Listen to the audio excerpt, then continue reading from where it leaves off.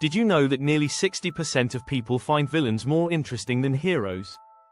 That's right, villains often steal the spotlight. In fact, some of the most iconic movie and book characters aren't the heroes, but the ones we love to hate. Think about the Joker, Voldemort, or Scar. Why do we keep coming back to these characters? The answer lies in a simple truth: hateable villains make stories unforgettable. In this guide, we'll show you how to create a villain that audiences will despise and love every second of it. We'll cover how to make your villain relatable, how to give them charm without making them likable, and how to set him up for a downfall that will leave your audience cheering. Ready to learn the secrets behind writing the perfect hateable villain? Stick around, this is going to be fun.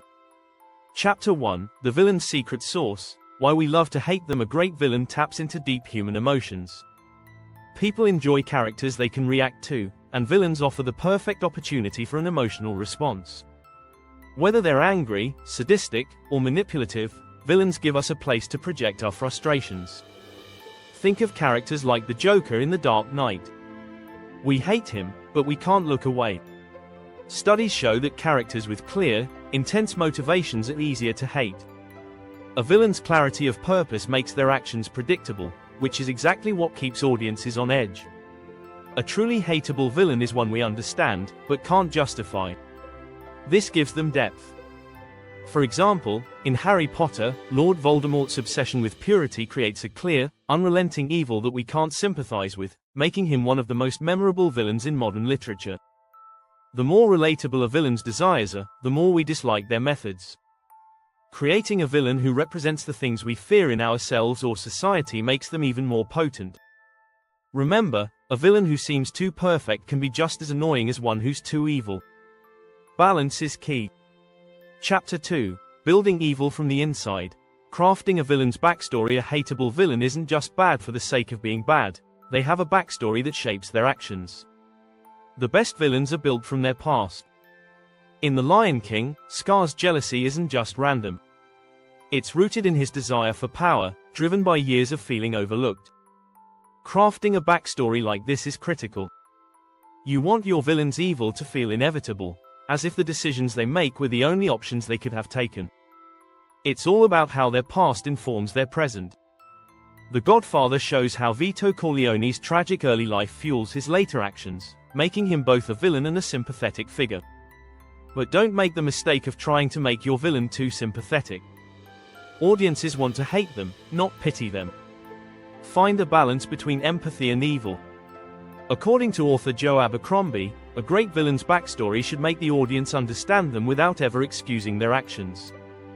A villain's why is what makes them unforgettable. Every bad decision they make should feel like a natural consequence of their history. Make sure to show how their past shapes their present choices. When writing backstories, avoid cliches like, "they were just born evil." Instead, show what turned them into the monster they are today. Chapter 3: The Power of Relatable Hatred. Villains we understand, but still loathe. Some of the most hateable villains are those who reflect real-world issues. Think about Breaking Bad's Walter White. We understand why he starts making meth. He's trying to provide for his family. But his journey into darkness, driven by ego and pride, makes him a villain we can't help but loathe. It's this mix of relatability and evil that hits hard. Villains who reflect societal issues are incredibly powerful because they make us think. They remind us of problems we face every day, like greed, corruption, or injustice. A villain who represents these issues becomes a mirror to the audience, showing us our worst fears. A study by psychologist Paul Bloom shows that we find characters we can relate to more complex and interesting. But that doesn't mean we should sympathize with them. Take the Hunger Games' President Snow. He represents the dangers of power and control, and even though we understand his need for order, we still despise him. It's crucial that your villain's traits resonate with the audience's sense of justice, but in a way that pushes them toward hate. Making your villain relatable doesn't mean giving him an easy out. It means showing them in such a way that we can see how their bad choices took him down a dark path. As author Stephen King says, villains are often simply those who want too much. Their desires become the thing that turns them into the enemy. Enjoying this content? Subscribe for more insights on writing unforgettable characters. Chapter 4, Villainous Charisma. When they're charming but dangerous, a villain isn't always someone who screams evil. Often, the most hateable villains are those who possess charisma, charming, seductive, and even likable at first. Think of characters like Hannibal Lecter in The Silence of the Lambs. He's brilliant, well-spoken, and disarmingly calm, but his charm makes his dark side even more terrifying. This is the power of a charismatic villain. The best villains don't just do bad things, they make you want to be in their presence. This adds complexity, making their evil actions even more horrifying. Charismatic villains have a way of bending people to their will, convincing others to follow them, or worse, to trust them. A recent study by the University of Pennsylvania found that people are more likely to follow someone with charm, even if they know that person has harmful intentions. For your villain, that means they can make you hate them and admire them at the same time. By showing how they manipulate others, you show their power without them needing to be overtly evil. For example, in Game of Thrones, Peter Baelish is a master manipulator. He smiles, speaks softly, and always seems to be one step ahead, making his betrayal even more shocking. Writing a villain with charisma involves more than just smooth talk, it's about showing how their charm serves their goals. The key is making sure the villain's charm never crosses into likability.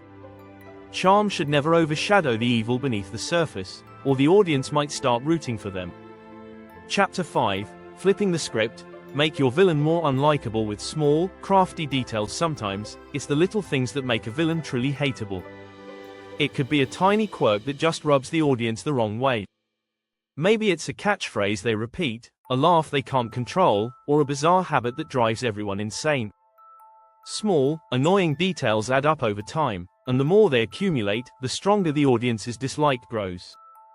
In The Devil Wears Prada, Miranda Priestley's icy demeanor and condescending remarks aren't just cruel, they're cleverly crafted to make her seem untouchable, driving the audience to loathe her.